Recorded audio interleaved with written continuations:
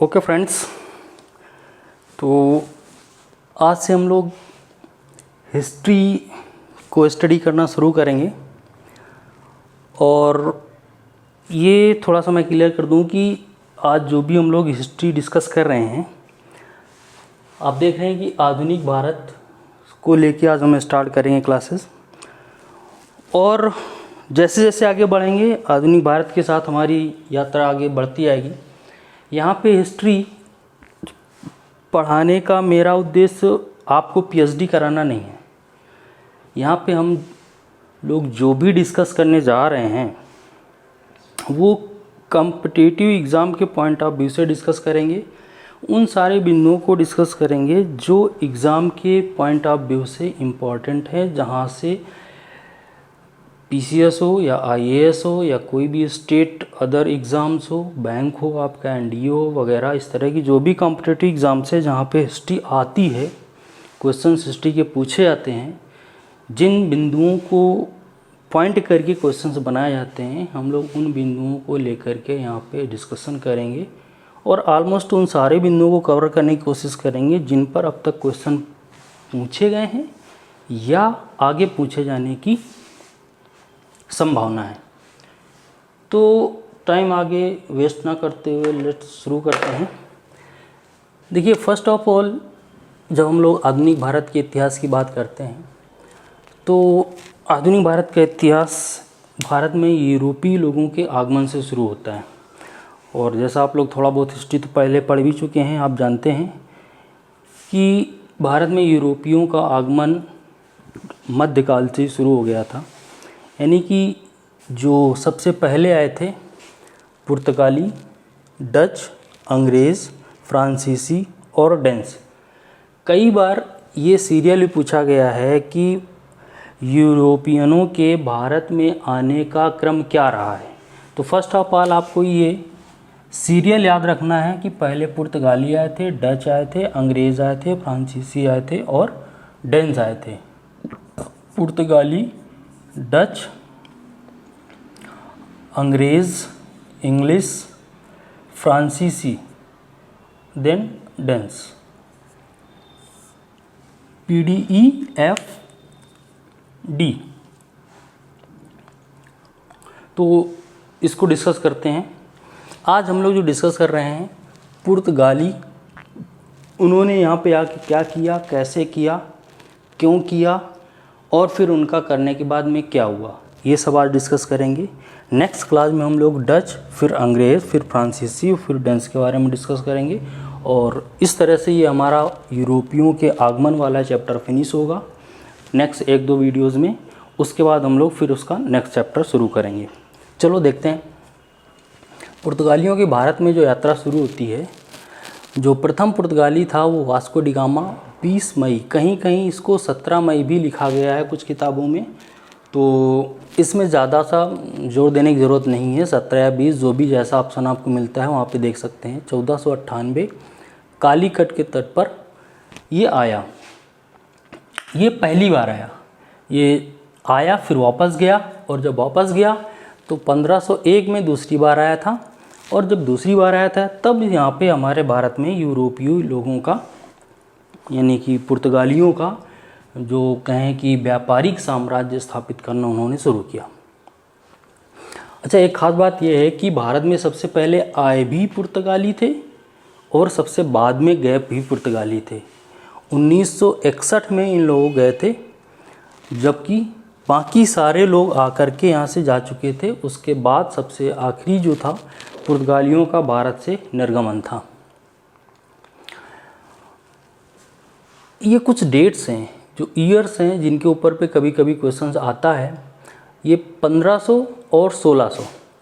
1500 में ये 10-11 ईयर्स हैं जो आप ध्यान में रखने हैं, जिन पर बिंदु क्वेश्चंस उठाए जाते हैं। 1503 में पहला दुर्ग कोचीन में पुर्तगालियों ने बनाया। 1505 कुन्नूर में दूसरा दुर्ग बनाया। और 1505 में जो फ्रांसिस्को अल्मीडा, इसको भारतीय क्षेत्र का गवर्नर भी बनाया गया। यानी कि 1505 में 2 काम हुए थे।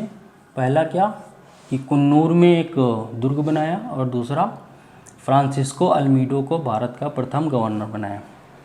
1509 अल्मीडो गुजरात और मिस्र के संयुक्त बेड़ों को पराजित किया। किसने? अल्मीडो ने। कब? 1509 में। 1511 में क्या हुआ कि मलाया द्वीप में स्थित एक मलक्का पर इन्होंने अधिकार किया। मलक्का और मलाया दोनों मामा से स्टार्ट हो रहे हैं। कब किया? 1511 11। तो देखिए, कुछ भी चीज़ हमें जब याद रखनी होती है तो कोई भी चीज़ याद करने के लिए सबसे अच्छा तरीका ये है कि आपके पास जो पहले से इन्फॉर्मेशन है, जो आपको पता है, नई इन्फॉर्मेशन को उस पुरानी इन्फॉर्मेशन से कनेक्ट कर दो। और जब इस तरह से आप कनेक्शन स्थापित कर देते हैं तो नई चीज़ें आपको उन पुरानी चीज़ों के साथ में आसानी से याद हो जाती हैं। 1515 में क्या हुआ कि फारस की खाड़ी स्थित जो हारमुज बंदरगाह था वहाँ पे इन्होंने अधिकार कर लिया। ठीक है, अक्सर न्यूज़ में रहता है, आप लोग इसके बारे में देखते होंगे। 1530 में गोवा को राजधानी बनाया। 1535 द्वीप पर अधिकार किया। 1534 में हुगली में फैक्ट्री स्थापित की और हुगली की उन्होंने एक अपने लूटपाट का अड्डा बना लिया। देखिए, एक अगर पुर्तगालियों की नैतिक व्याख्या करने के लिए कहा जाए तो पुर्तगाली बहुत कोई अच्छे स्वभाव वाले व्यक्ति नहीं थे, हैं। ये स्वभाव से लुटेरे थे, ईर्ष्यालु थे, धार्मिक असहिष्णु थे। इस तरह से इनमें कई सारी कमियां थीं, जिसका नतीजा ये हुआ कि ये बहुत जल्दी भारत से अपना बोरिया बिस्तर लेके चले भी गए। 1559 दमन पर अधिकार किया। 1566 पुर्तगालियों और तुर्कों के बीच समझौता हुआ। 1596 डचों ने पुर्तगालियों को दक्षिण पूर्व एशिया से बाहर किया। इसके बाद में 1600 की रेंज में आते हैं तो 1612 में सूरत में अंग्रेज़ों ने पुर्तगालियों को पराजित करके अंग्रेज़ों ने अपना पहला कारखाना स्थापित किया। कहाँ? सूरत में। किसको पराजित किया? पुर्तगालियों को। कब किया? 1612 में। 1611 मलक्का दुर्ग पुर्तगालियों से डचों ने छीन लिया। 1659 श्रीलंका से भी पुर्तगालियों का अधिकार चला गया। 1633 मालाबार के सभी दुर्ग डचों ने छीनकर पुर्तगालियों को निर्णायक रूप से भारत से बाहर कर दिया। ठीक, तो ये इनकी भारत की यात्रा थी कि जो 1448 से शुरू होकर के लगभग 1663 में मृतप्राय हो गई। गए तो ये 1961 में थे, लेकिन इनकी जो मुख्य गतिविधियां रहीं वो 1498 से लेकर 1663 तक रहीं। अच्छा, पुर्तगालियों की सफलता का राज क्या था? 3 बातें थीं। एक तो इनके पास विकसित समुद्री सैन्य शक्ति थी, इनके पास अच्छी तकनीकी थी और इनके पास बारूद जैसा शक्तिशाली अस्त्र था जो उस समय अन्य किसी सैन्य शक्तियों के पास नहीं पाया जाता था। ये किस मंतव्य से भारत आए थे? पहला मंतव्य तो इनका व्यापार करना था। दूसरा, ईसाईयत धर्म का प्रचार करना था। ये इनका छुपा हुआ मत था, यानी कि छुपी हुई इनकी शरारत कह लीजिए कि ये भारतीयों को ईसाई बनाना चाह रहे थे और ईसाई बना करके अपना धर्म प्रचार करना चाह रहे थे। व्यापार तो ये करना ही चाहते थे। भारत में जब ये आए थे तो इनको इतनी आसानी से सफलता क्यों मिली? उसके भारत की जो तत्कालिक स्थितियां थीं वो भी जिम्मेदार थीं। भारत छोटे छोटे राज्यों में बटा हुआ था और छोटे छोटे राज्यों में बटे होने के कारण कोई भी राजा ऐसा नहीं था जिसके पास एक बहुत बड़ी नौसैन्य या सैन्य ताकत हो, जिसका फ़ायदा पुर्तगालियों ने उठाया और भारत में अच्छे से व्यापार किया। फितोरिया, इस शब्द को याद रखेंगे, इसका मतलब होता है व्यापारिक स्थलों के अड्डे। व्यापारिक स्थलों के अड्डे ये क्या थे? पुर्तगालियों ने अपने लिए इनको स्थापित किया था और इन्हीं अड्डों से अपने नौसैनिक बेड़ों को सहायता प्रदान करते थे। ठीक है। जो अल्बुर्क था, कौन था अल्बुर्क? भारत का दूसरा पुर्तगाली गवर्नर। पहला कौन था? फ्रांसिस्को अल्मीडा भारत का प्रथम गवर्नर बना था और दूसरा 1509 ईस्वी में अल्फाज डी अल्बुर्क को दूसरा वायसराय बनाया गया था। इसी को वास्तविक संस्थापक भी बताया जाता है पुर्तगालियों का भारत में। इसने 1510 में बीजापुर के सुल्तान को पराजित करके गोवा पर अधिकार किया और तभी गोवा को राजधानी भी बनाया इन लोगों ने। इसने क्या नीति अपनाई थी कि हिंदू महिलाओं से शादी करना, और जब हिंदू महिलाओं से शादी करेंगे तो बच्चे होंगे तो पुर्तगाली होंगे, ईसाई होंगे।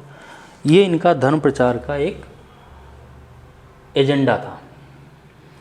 व्यापारिक स्थल और बंदरगाह, अक्सर एग्जाम में पूछा जाता है कि दिए गए ऑप्शंस में कौन सा बंदरगाह या कौन सा व्यापारिक स्थल डचों ने स्थापित किया था, पुर्तगालियों ने स्थापित किया था, अंग्रेज़ों ने स्थापित किया था। इस तरह से क्वेश्चंस बनते हैं पीसेस वगैरह में, तो ऐसे क्वेश्चंस बहुतायत से पूछे जाते हैं, तो इसको थोड़ा सा याद रखिएगा। मछलीपट्टनम, पुलिकट, मलक्का, मनीला, नागापट्टनम ये बंदरगाह था। सैंथोम मैलापुर ये इनकी एक पुर्तगाली बस्ती थी जो इन्होंने बनाया था। चटगांव और सतगांव दो ऐसे इनकी फैक्ट्रियां थी जिनको स्थापित करने के लिए 1536 में इन्होंने महमूद शाह से अनुमति लेकर के इनको स्थापित किया था। हुगली में इन्होंने जो कारखाना लगाया था वो अकबर से अनुमति लेके लगाया था। शाहजहाँ में बुंदेल में जो कारखाना लगाया था वो शाहजहाँ से अनुमति लेके लगाया था। इन्होंने एक कार्टेजा व्यवस्था बना रखी थी, बहुत ही क्रूर व्यवस्था आप कह सकते हैं। क्या थी?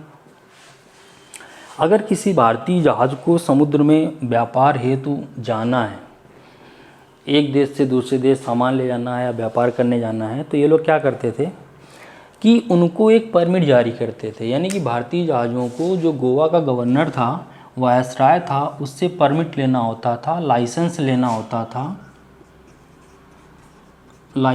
होता था। और अगर भारतीय जहाज़ों के पास वो लाइसेंस है तो यूरोपीय उनको लूटते नहीं थे, उनको व्यापार करने की अनुमति देते थे। और ये ऐसे ही यूं ही लाइसेंस नहीं देते थे, लाइसेंस के बदले में उनसे पहले ही टैक्स या पैसा या जो निर्धारित शुल्क उन्होंने बना रखी थी वो उनसे पहले ही जमा करा लेते थे। तो बाद में उनको व्यापार के दौरान परेशान या प्रताड़ित नहीं किया जाता था। ठीक है।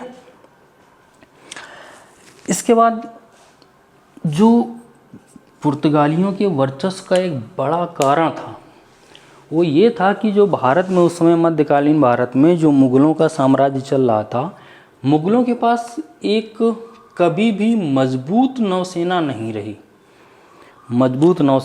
रही। और मुग़लों की जो राजधानी जैसे आगरा, दिल्ली समुद्र से काफ़ी दूर थी, और काफ़ी दूर होने के कारण जो समुद्री गतिविधियाँ थीं उनमें मुग़ल शासकों का कोई कंट्रोल नहीं हो पाया, जिसका अनुचित लाभ पुर्तगालियों ने उठाया और उसको भारतीयों को प्रताड़ित करने के लिए, अपने व्यापार को अनैतिक रूप से बढ़ाने के लिए प्रयोग किया। कौन कौन सी वस्तुओं का ये व्यापार करते थे? काली मिर्च बहुत ज़्यादा। कहा जाता है कि वास्को डी गामा था काली मिर्च के व्यापार में 60 गुना मुनाफा कमाता था। सोचिए 60 गुना। अदरक, दालचीनी, हरड़, चंदन, हल्दी, नील, ये सारी वस्तुएं थी जो भारत से व्यापार के लिए ले जाते थे। उत्तर भारत से एक टाफ्टा नाम का कपड़ा ले जाते थे। ये चिंटस भी एक कोई चीज़ थी जिसको व्यापार के लिए भारत से ले जाते थे। जटामांसी ये भी एक कोई वस्तु थी जो बंगाल से आती थी और पुर्तगाली इसको लेकर के अपने यहाँ जाके ब्रिटिश कंट्रीज़ में बेचते थे, यूरोपियन कंट्रीज़ में। अच्छा, वो यूरोप से लाते क्या थे भारत? गुलाब जल, मूंगा, तांबा, पारा, सिंदूर, ये कुछ ऐसे आइटम्स थे जो वहाँ से, और साथ में उस समय क्योंकि ज़्यादा व्यापार जो वस्तु विनिमय की मदद से होता था, इसलिए इन सारी वस्तुओं को लेने के लिए, वस्तु विनिमय के लिए वो ये चीज़ें वहाँ से लाते थे। इसके साथ में सोना चांदी जैसी बहुमूल्य धातुएं भी लाते थे। इसी कारण भारत में सोने और चांदी की अधिकता हुई। अच्छा, ये मुनाफा जो कमाते थे व्यापार से तो कमाते ही थे, प्लस एक देश से दूसरे देश व्यापारियों के माल को लाने और ले जाने में भी भारी मुनाफा ये कमाते थे। तो इस तरह से इनका दो तरह से मुनाफा होता था, एक तो वस्तुओं के व्यापार से और दूसरा माल को ढो करके। तो इस तरह से हम लोगों ने देखा कि कब कब इन्होंने क्या क्या किया, वो कौन से कारण थे जो इनको भारत में बने रहने के लिए उत्तरदायी थे, और इन्होंने भारत में रह करके कहाँ पर क्या किया, कौन सी व्यवस्था लगाई। ये दो वर्ड फितोरिया और कार्टेजा व्यवस्था और वास्तविक संस्थापक अल-बुरकिया को याद रखने हैं, यहाँ से क्वेश्चंस अक्सर बनते हैं। अकबर से अनुमति लेकर के कहाँ पर कारखाना लगाया, शाहजहाँ से अनुमति लेके बुंदेल पे कारखाना लगाया, महमूद शाह से अनुमति लेके चटगांव और सतगांव पे फैक्ट्रियाँ लगाई।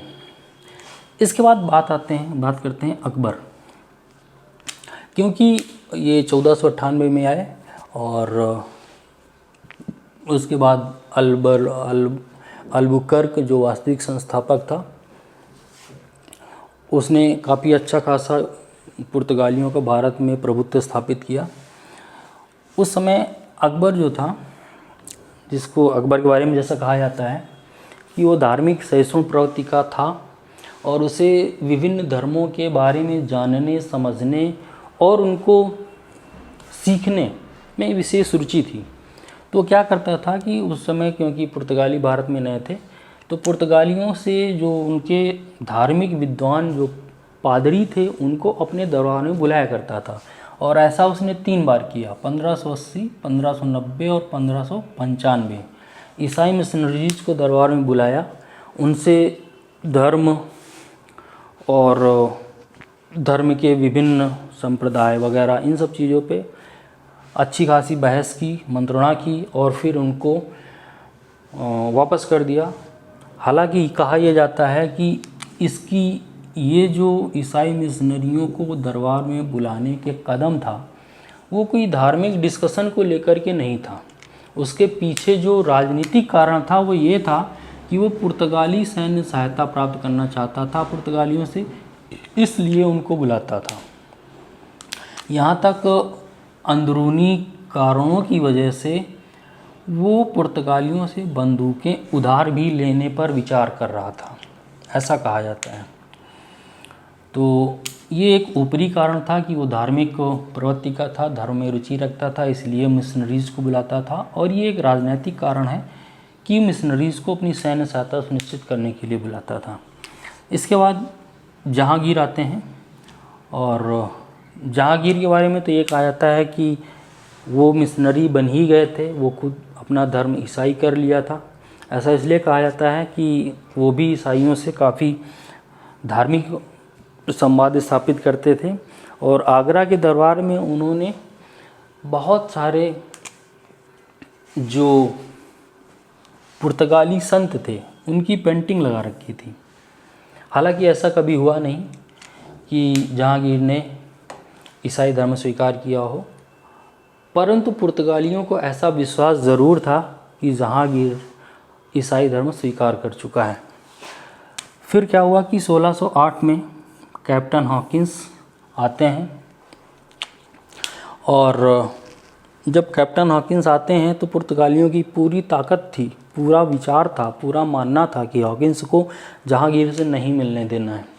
तो उन्होंने पूरे प्रयास किए जितने वो कर सकते थे, और वो जहांगीर को और कैप्टन हॉकिंस को मिलने से रोक नहीं पाए। अंततः कैप्टन हॉकिंस जहांगीर के दरबार में पहुंचा और वो अपने साथ लाया उपहार भी जहांगीर को सौंपा। क्योंकि उसको तुर्की भाषा आती थी हॉकिंस को, इसलिए उसने तुर्की भाषा में जहांगीर के साथ संवाद किया। जहांगीर उस संवाद से खुश होकर के उसको अपने यहाँ पे मनसबदार की पदवी देकर के नियुक्त कर लिया। क्योंकि पुर्तगाली और हॉकिंस के बीच में मनमुटाव था, बात बनती नहीं थी, तो क्योंकि अब कैप्टन हॉकिंस दरबार में ही था, मनसबदार था जहांगीर का।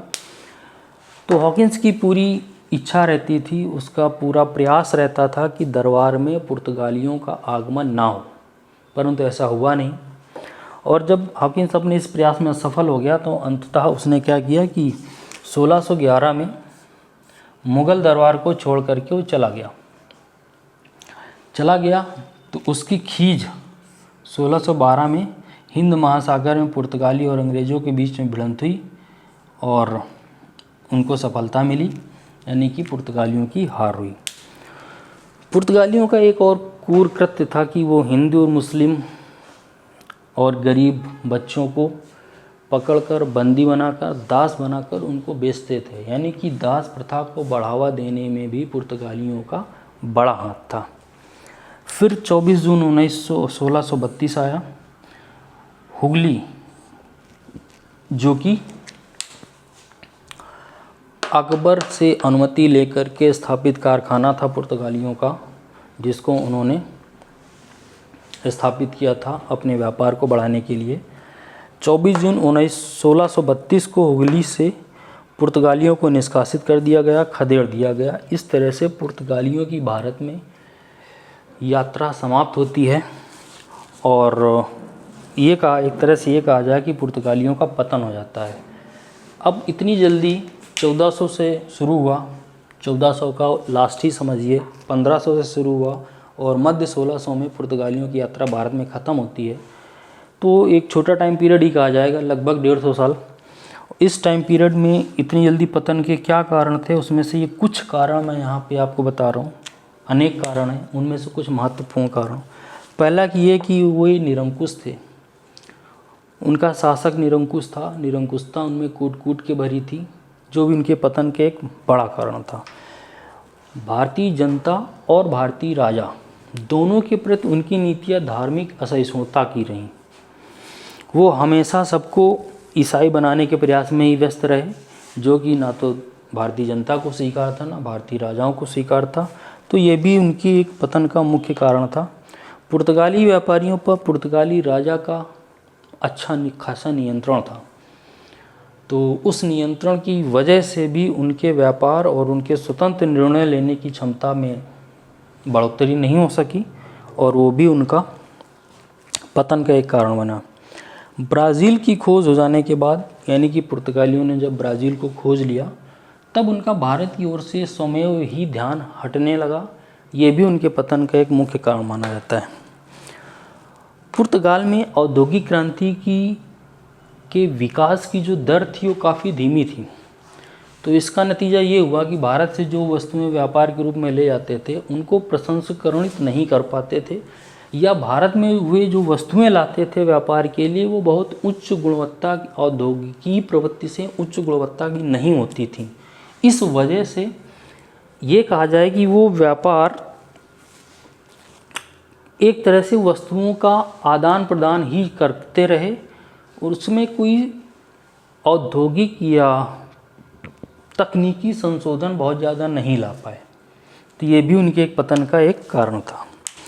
एक और कारण कहा जाता है कि उनमें अंदरूनी कलह थी, अंदरूनी कलह और आपस में नीतियाँ ना बन पाना, किस को गवर्नर बनाया जाए किसको ना बनाया जाए, गवर्नर बनाया जाए तो किस रणनीति पर वहाँ पे काम किया जाए, इन सब चीज़ों को लेकर उनमें मतभेद होते थे और जिसकी वजह से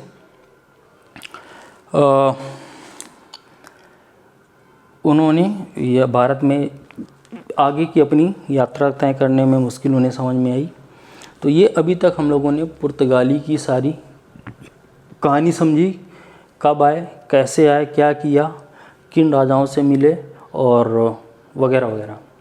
नेक्स्ट वीडियो में हम लोग देखेंगे कि डचों ने आकर के यहाँ पे अपनी क्या व्यवस्थाएं करी, फिर अंग्रेज़ों के बारे में बात करेंगे, फिर फ्रांसीसियों के बारे में बात करेंगे, इनके बीच में कैसे युद्ध हुए, क्या हुआ, इन सब पर भी डिस्कस करेंगे। इस तरह से हमारा नेक्स्ट 1 या 2 वीडियो में भारत में यूरोपियों का आगमन का जो चैप्टर है वो फिनिश हो जाएगा। तो आई होप कि आप लोगों के लिए काफ़ी इन्फॉर्मेटिव रहा होगा ये वीडियो, और इसको देखेंगे, कई बार देखेंगे तो वो सारे बिंदु मैंने यहाँ पे कवर करने की कोशिश की है जहाँ से क्वेश्चंस फ्रेम किए जाते हैं। ठीक है, तो ओके, मिलते हैं नेक्स्ट वीडियो में। इसको देखिए, लाइक कीजिए, शेयर कीजिए और अपने फ्रेंड्स तक पहुंचाइए इसको। धन्यवाद।